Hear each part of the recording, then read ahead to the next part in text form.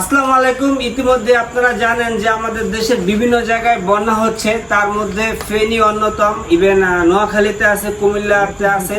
তো আপনারা জানেন যে কুমিল্লাতে, নোয়াখালী, লক্ষ্মীপুর, ফেনী এবং আরো বিভিন্ন দেশের অনেক জায়গায় বন্যা হচ্ছে। তো এই মুহূর্তে একসাথে অনেকগুলা জায়গায় বন্যা হওয়ার কারণে হয়তোবা সব জায়গায় এখন আমরা যেতে পারছি না। এই মুহূর্তে আমরা ফেনীর উদ্দেশ্যে রওনা দিব। তো ইনশাল্লাহ সবাই আমাদের জন্য দোয়া করবেন যেন ফেনীবাসীর পাশে আমাদের সামর্থ্য অনুসারে আমরা তাদের পাশে থাকতে পারি। আসলে আমাদের হুট করে ডিসিশন নেওয়া, রোমান ভাই হঠাৎ করে বলতেছে যে ভাই আমাদের যাওয়া উচিত। আমরাও মনে মনে চিন্তা ভাবনা করতেছিলাম, তারপরেও আমাদের সাধ্যমতো যতটুকু পেরেছি, মানে জাস্ট আমরা ওখানে ইন করার পর তো মানুষ আমাদের দিক তাকেই থাকবে, সেজন্য আমরা কিছু প্রায় 250-র মতো নিয়ে নিছি। আর পর্যাপ্ত পরিমাণ আমাদের নিজেদের ফান্ড থেকে টাকা নিয়ে নিয়েছি। ওখানে গিয়ে আমরা প্যাকেটিং করবো, কিনবো।